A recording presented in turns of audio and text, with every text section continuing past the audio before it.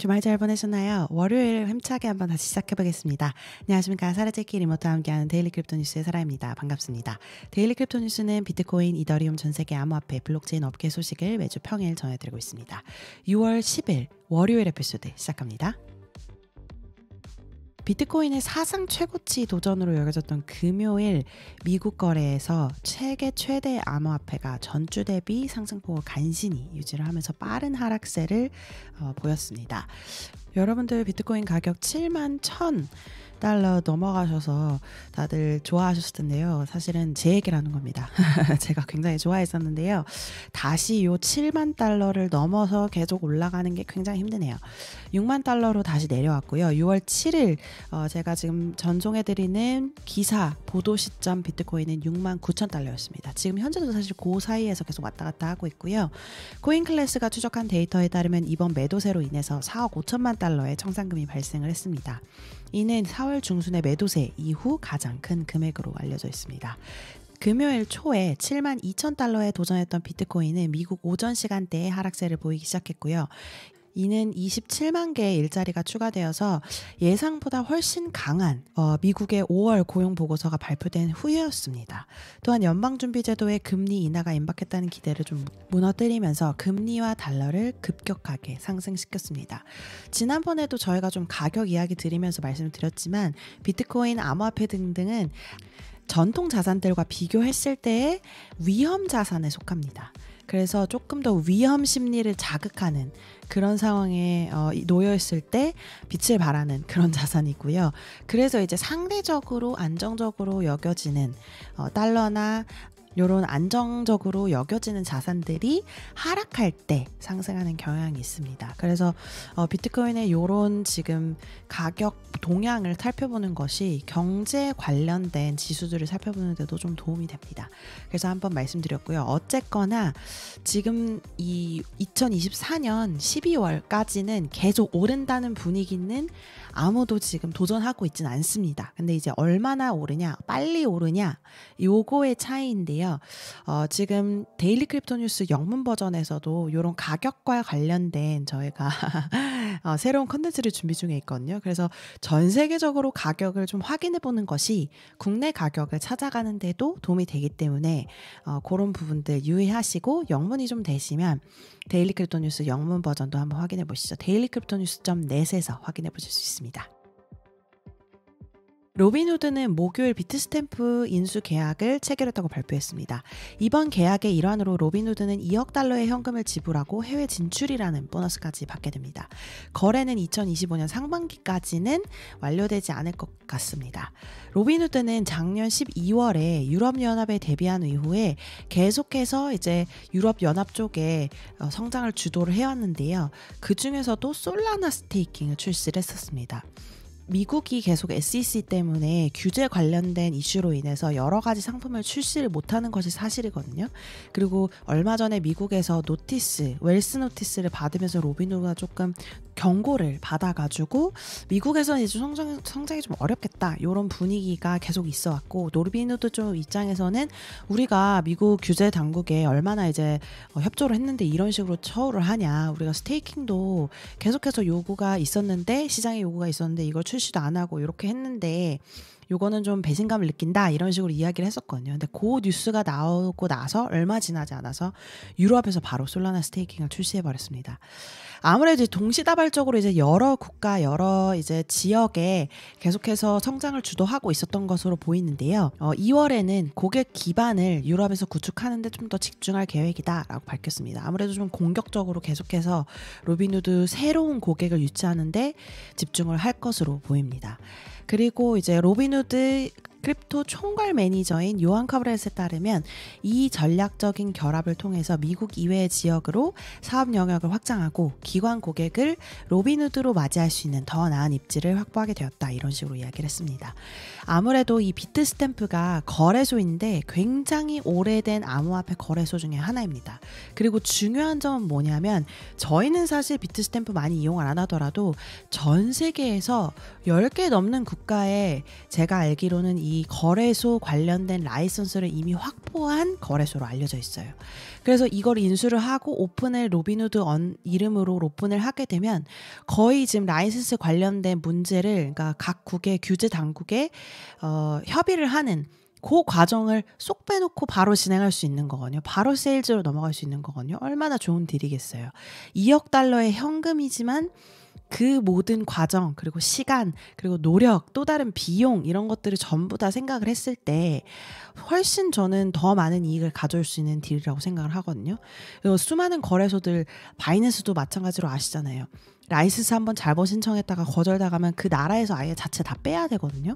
그런 것들 이제 쏙 빼고 바로 진출할 수 있는 그런 발판을 마련한 겁니다. 굉장히 큰 뉴스이고 로빈후드가 지금 미국에서만 유명했었는데 전 세계로 확장하는 그런 지금 기회가 된 거기 때문에 주목해서 한번 봐주셨으면 좋겠습니다. 더 블록의 데이터에 따르면 5월 한 달 동안 솔라나에서 45만 개의 토큰이 출시되었고 베이스에서는 17만 개의 토큰이 출시되었습니다. 이더리움과 옵티미즘, 아비트럼과 같은 인기 레이어 2 네트워크에서는 2만 개 미만의 신규 토큰이 생성이 되었습니다. 수치를 보시면 굉장한 차이가 나죠. 솔라나에서는 45만 개, 베이스에서 17만 개, 4분의 1로 뚝 떨어졌죠.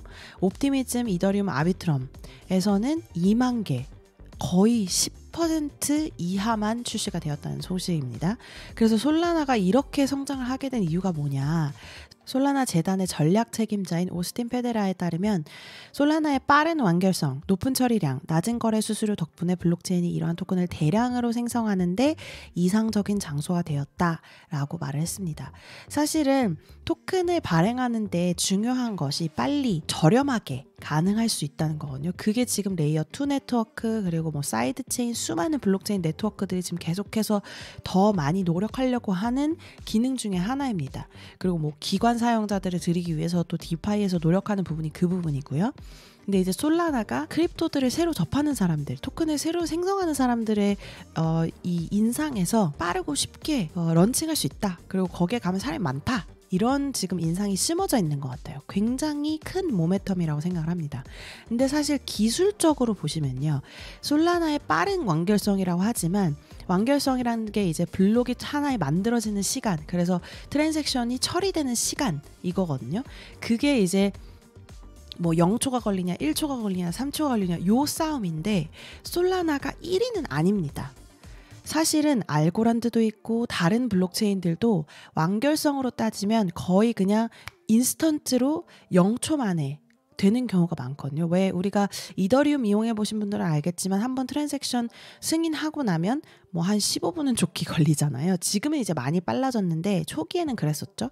그리고 비트코인은 더 심하고요. 근데 이제 뭐 바이낸스 체인 나오고 또 뭐 이더리움 옵티미즈 레이어 2가 나오면서 좀 더 빨라졌는데 이 레이어 1들의 체인, 솔라나, 알고란드, 뭐 메티스 다양한 체인들이 있죠. 그 체인들에서는 지금 훨씬 더 빨라졌습니다. 저희가 지금 생각할 정도 필요도 없게 뭐 은행에서 송금하는 것처럼 그 정도의 지금 몇 초간의 차이로 트랜잭션이 승인이 되거든요. 근데 그 중에서도 솔라나가 최고는 아닌데도 이러한 인상을 사람들에게 심어줬다는 거, 그런 것으로 인해서 뭐 웹2든 웹3든 암호화폐 사용했던 사람들이든 아니든 이 더 많은 대중들에게 토큰을 발행해보라는 요런 어떤 스티뮬레이션을 줬던 것, 그 부분에 대해서는 저는 굉장하게 큰 영향력을 미쳤다 이렇게 보고 있습니다.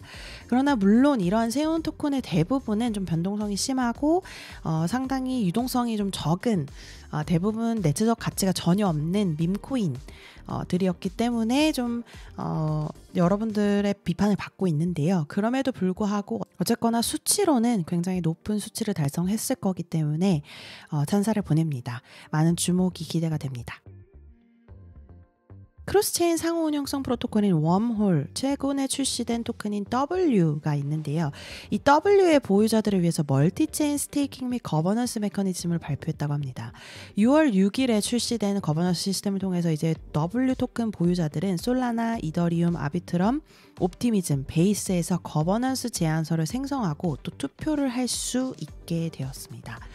사용자들은 W 토큰을 스테이킹하고 거버넌스 위임자들에게 거버넌스 권한을 지정해서 웜홀의 Proof of Stake 이 시스템 그리고 이 모델에 참여할 수 있게 됐다는 건데요. 스테이커들은 토큰을 강제로 락할 필요도 없고 언제든지 스테이킹을 출금하거나 또 리스테이킹하거나 이런 부분들이 다 가능해졌습니다.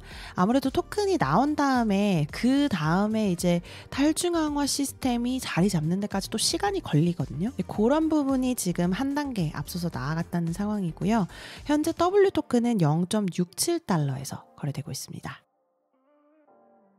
오늘의 새로운 프로젝트는요, 좀 재미있는 걸 준비해 봤는데요. 아무래도 불마켓이니까, 상승장이니까 NFT 이야기를 안 할 수가 없겠죠. 그 중에서도 지금 요새 NFT 트렌드를 좀 잘 보여주는 프로젝트가 있어서 하나 가져와 봤는데요. 이름은 ZK Samurized라는 NFT입니다. 이름에서도 알 수 있듯이 사무라이에서 영감을 받은 500개 예술작품으로 모여있는 사무라이 컬렉션인데요. 사무라이 카운슬, 의회로 가는 유일한 관문 역할을 하는 그런 유틸리티를 가진 NFT입니다. 공급량의 50%는 지금 시즌 1 커뮤니티 에어드랍에 할당이 되어서 완료가 되었고요. 이 에어드랍을 보시면 굉장히 재미있는 특징을 알 수 있습니다. 요새 이제 시장에서 NFT를 사용하는 방식이 아무래도 유틸리티를 찾기는 굉장히 어려우니 이거를 어떤 특정 기능에 대한 혹은 특정 그룹에 대한 일종의 게이트웨이로 사용을 하고 있습니다. 너가 NFT를 가지면 이런 걸 할 수 있어. 근데 이 NFT 자체로 뭔가를 하는 게 아니라 NFT가 어떤 증명서가 되는 그런 형태로 이제 많이 시장에서 이용을 하고 있습니다. 근데 NFT 자체를 뭐 팔거나 가격을 높이거나 이런 것들은 사실 좀 더 어려운 상황인 거죠. 어쨌거나 NFT가 그런 의미에서 마케팅 전략에 좀 많이 사용되는데요. 여기서는 어떻게 했냐면 주요 파트너사인 헤어리스트라는 프로젝트의 커뮤니티 그리고 다른 협업한 프로젝트들을 위해서 이 에어드랍을 진행을 했다는 겁니다. 그래서 아무래도 이 NFT와 다른 이제 프로젝트들이 파트너십을 할 거기 때문에 그런 데에서 이제 유저들을 좀 빌려온 거죠.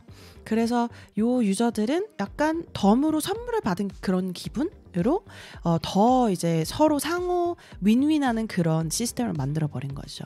NFT를 받고 또 여러 기능들을 주고 뭐 뭔가 책임감을 주고 여기에서도 사무라이 카운슬을 만든다고 했잖아요. 그래서 여러 NFT들의 의사결정을 하는데 그런 자격을 주고 하는 것들이 사실 뭐 어떤 프로젝트의 프로덕트 기능상으로 봤을 때는 엄청난 큰 메리트가 있는 건 아니지만 어떤 자격을 줌으로써 사람들에게 NFT를 가지는 게 굉장히 약간 배지 같은 그런 느낌을 주는 식으로 이용을 했습니다. 그리고 트위터 커뮤니티 뭐 초기 서포터즈 중에 디스코드에 있는 사람들에게 NFT도 줬다고 하는데요. 어쨌거나 이 프로젝트 서포트를 할 수 있는 사람들을 모았다는 거, 그리고 파트너십을 이용해서 NFT를 뿌렸다는 거, 이런 부분들을 서로 주목을 해서 보시면 될 것 같습니다. 그래서 단순하게 NFT만 홀딩하고 있다고 해서 뭐 이걸 팔아서 돈을 많이 벌 수 있다, 이런 개념은 이제 좀 간 걸로 보이고요. 어떤 프로젝트를 참여하고 있는 와중에 하나 덤으로 엑스트라로 어떤 기능이나 책임감을 주면서 소속감을 더 늘리는 이런 기능으로 NFT를 사용하는 그런 추세가 좀 나오고 있습니다.